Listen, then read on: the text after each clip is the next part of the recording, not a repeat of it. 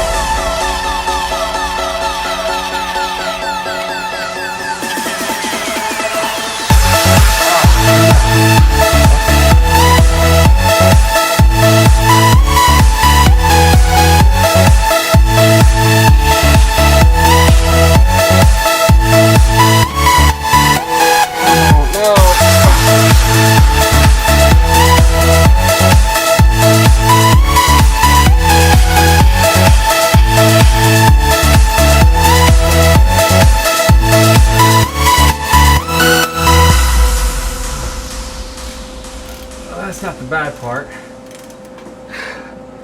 The bad part is this one's easy to get to. I got one more in the rear over there, so let's hope it goes a lot easier than this side. I'm scared to say anything now.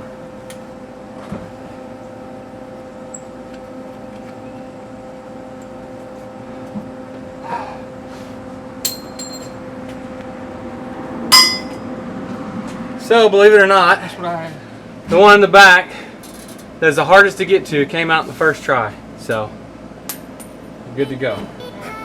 Next is exhaust manifolds. So, we'll see what happens.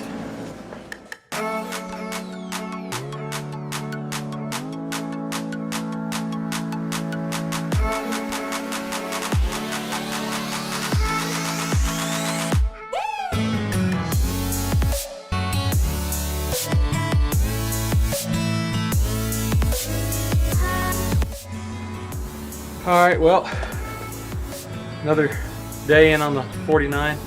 Didn't manage to get quite as far as I wanted to. However, I did finish the transmission mount and got those two studs out of the exhaust. And then also we did get the fuel lines routed, which I'll show you here. This thing already had a in-tank fuel pump and lines on it, so what we did was tie it in down here with the Corvette style regulator. Still got a drill and tap for the bolt there, but I did cut the lines down and put push lock fittings on there so I could have the of course the supply and the return down here.